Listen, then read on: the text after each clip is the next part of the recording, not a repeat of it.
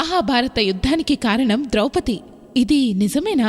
5గురు భర్తలున్న ద్రౌపది పతివ్రత ఎలా అయింది? మహాభారతంలో కీలక పాత్రధారి ద్రౌపది. తింటే గారెలు తినాలి, వింటే భారతం వినాలి అనే నానుడుంది. ఈ నానుడు ఎందుకు వచ్చిందో తెలియదు కానీ భారతంలో ప్రతి పాత్ర ఒక గొప్ప సందేశాన్ని ఇస్తుంది. బహుశా అందుకే ఈ నానుడు వచ్చిందేమో.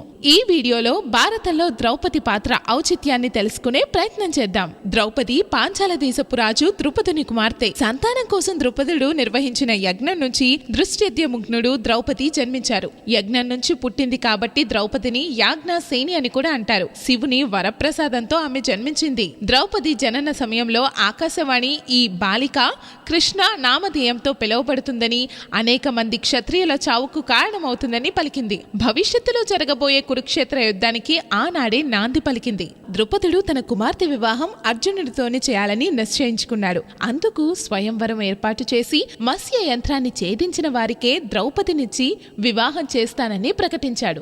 అర్జునుడు, కర్ణుడు మాత్రమే దీన్ని సాధించగలరని ద్రుపదుడికి తెలుసు.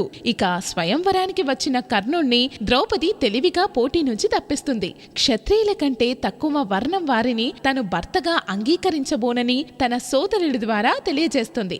బ్రాహ్మణుడిగా మారువేషంలో ఉన్న అర్జునుడు లక్ష్యాన్ని ఛేదించడంతో అందరూ ఆశ్చర్యపోయారు.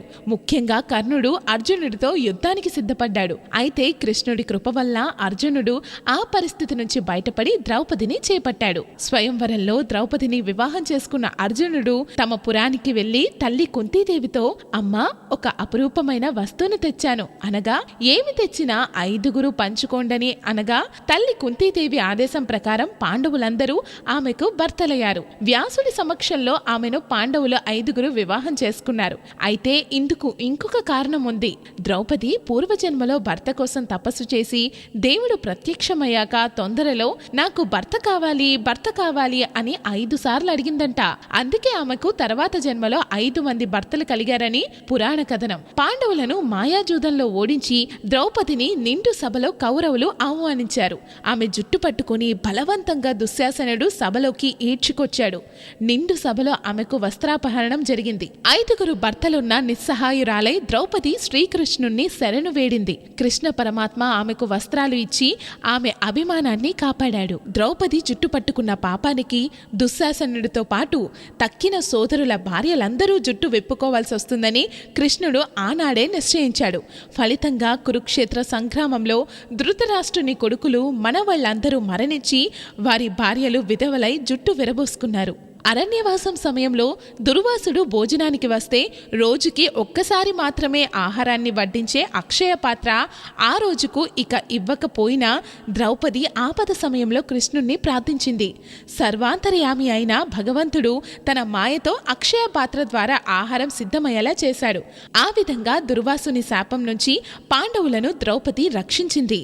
అశ్వత్థాముడు తన 5గురు పుత్రులను సంహరించినప్పుడు ద్రౌపది సామాన్య కన్నతల్లి వలె మితిమీరిన దుఃఖంతో శోకించింది. ద్రౌపది ప్రత్యక్షంగా యుద్ధంలో పాల్గొనలేదు కానీ కురుక్షేత్ర యుద్ధానికి మూల కారణం ఆమె. నిండు సభలో తనను అవమానించిన దుశ్శాసనుడిని భీముడు చంపి అతని రక్తాన్ని తాగే దృశ్యం చూసే వరకు ఆమె పగ చల్లారలేదు. కురుక్షేత్ర యుద్ధం ముగిసిన తర్వాత పాండవులు మహాప్రస్థానం ప్రారంభించారు. హిమాలయాలను దాటి పరమపదాన్ని చేరేందుకు ప్రయాణించేటప్పుడు ద్రౌపది మొదటగా పడిపోయింది. ద్రౌపది మానవాళికి నేర్పే పాఠం. ద్రౌపది ఒక సాధారణ రాణి కాదు. ఆమె ధైర్య సాహసాలు, ధర్మబద్ధత, గౌరవాన్ని కాపాడుకోవాలనే తపన ఆమెను అసామాన్యంగా మార్చాయి. ఆమె జీవితం స్త్రీ శక్తి, స్వాభిమాన పోరాటం, ధర్మం కోసం ధైర్యంగా నిలబడ్డం అనే పాఠాలను నేర్పిస్తుంది. చివరిగా స్త్రీని అవమానిస్తే రాజ్యాలే నేలకూలతాయి అనే దానికి ఉదాహరణ ద్రౌపది అనడం అతిశయోక్తి కాదు.